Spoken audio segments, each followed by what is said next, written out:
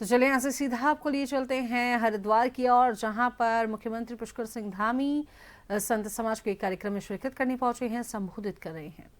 सत्यमित्रानंद गिरी जी महाराज ने आध्यात्मिक ज्ञान को समाज सेवा के साथ जोड़कर एक ऐसे पवित्र जीवन दर्शन को समाज के सम्मुख रखा जिससे अनगिनत लोगों को सेवा, त्याग, करुणा के मार्ग पर चलने की प्रेरणा दी।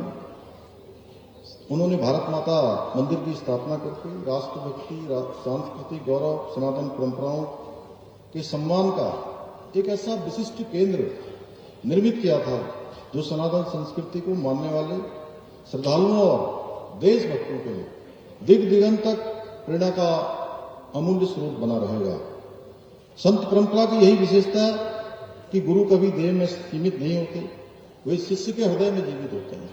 और सच में मैं आज सोच रहा था कि वो जहां भी होंगे वहां से इस भव्य आयोजन को देखकर इतने सारे इसमें हर प्रकार के विद्वान यहाँ पर आए हुए हैं, पूरा संत सत्ता यहाँ पर एकत्र है, अनेक महानुभाव यहाँ हैं, तो उनकी आत्मा सच में बहुत आज प्रसन्न हो रही होगी।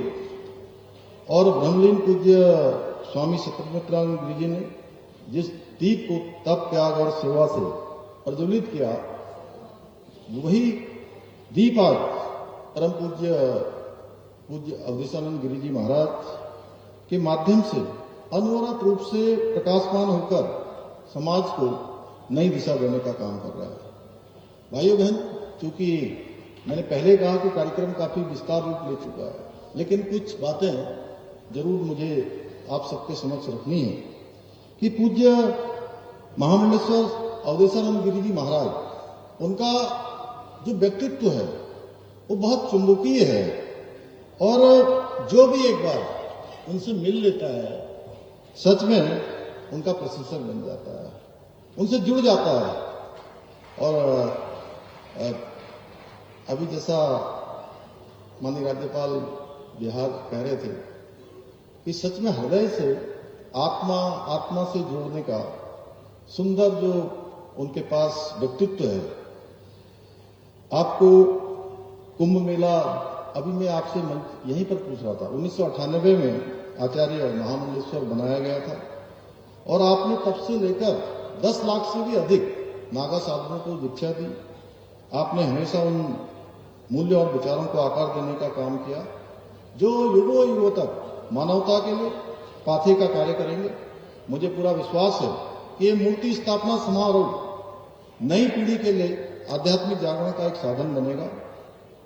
भाइयों बहनों, हमारी संत परंपरा किसी मत, पंथ या विचार को फैलाने की नहीं रही है, बल्कि हमारे संतों ने पूरे विश्व को जोड़ते हुए वसुधैव कुटुंबकम के भाव को सशक्त किया है। भारत जैसे विशाल राष्ट्र में धर्म रक्षा के लिए संत समाज प्राचीन काल से संघर्ष करता रहा है। संत समाज का एकमात्र उद्देश्य हमारी प्राचीन संस्कृति और सभ्यता को बचाए रखना और बनाए रखना है। समय समय पर हमारे पूज्य संतगणों ने, साधु समाज ने, साधु संतों ने धर्म रक्षा के लिए अपना सर्वस्व निछावर किया है।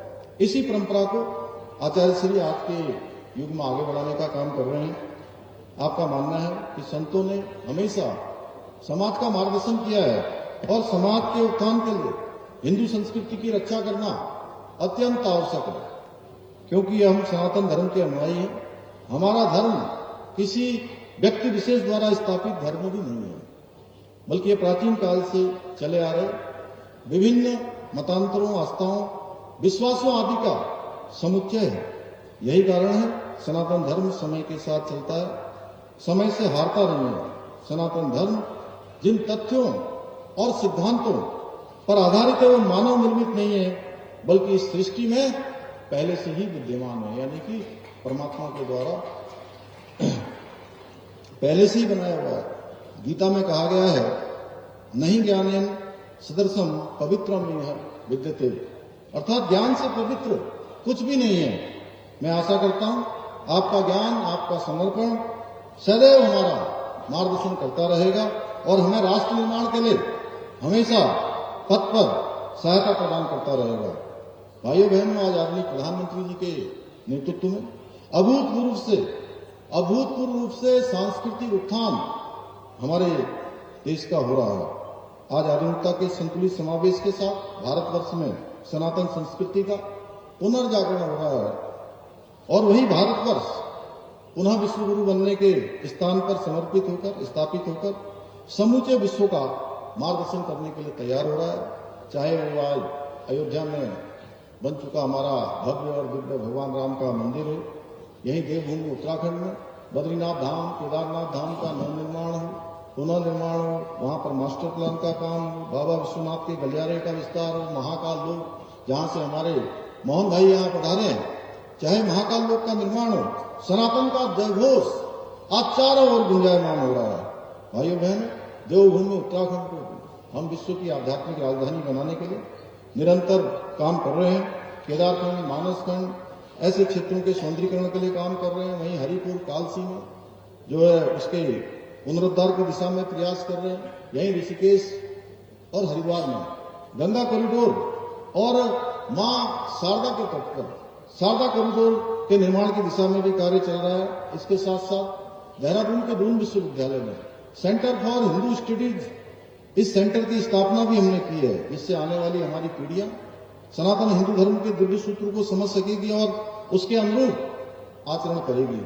हमारी सरकार देवभूमि उत्तराखंड के सांस्कृतिक मूल्यों और डेमोग्राफी को संरक्षित रखने के प्रति भी पूरी तरह से संकल्पबद्ध है और हमने सरकार में आते ही ये तय किया था कि देवभूमि के मूल स्वरूप के साथ जो भी छेड़छाड़ करेगा उसके खिलाफ हम कठोर कार्रवाई करेंगे। इसी संकल्प के साथ हमने प्रदेश में चाहे धर्मांतरण रोधी कानून बनाना हो, दंगा रोधी कानून बनाना हो या लव जिहाद, लैंड जिहाद और खूब जिहाद जैसी राष्ट्र विरोधी और समाज विरोधी मानसिकताओं के खिलाफ न केवल कानून बनाया है बल्कि सख्त कार्रवाई भी हमने राज्य के अंदर सुनिश्चित की है और लैंड जिहाद के खिलाफ हमने कार्रवाई करके 11,000 एकड़ से अधिक जमीन इन लैंड जिहादियों से मुक्त कराने का काम भी हमने किया है। ये सिर्फ अतिक्रमण हटाने की कार्रवाई नहीं थी बल्कि देवभूमि की पवित्रता की रक्षा का अभियान था। इसके अतिरिक्त हमने प्रदेश में समान नागरिक संहिता लागू करके ये साफ संदेश दिया कि उत्तराखंड में अब अलग अलग कानून नहीं बल्कि एक कानून, एक संविधान और एक न्याय व्यवस्था होगी। इसी संकल्प के साथ हमने प्रदेश में धर्मांतरण रोधी कानून, दंगा रोधी कानून लागू किए ताकि कोई भी अब समाज को तोड़ने का दुस्साहस न कर सके। लैंड जिहाद के खिलाफ अभियान चलाकर आप सबको पता है अनेक स्थानों को खाली करवाया है।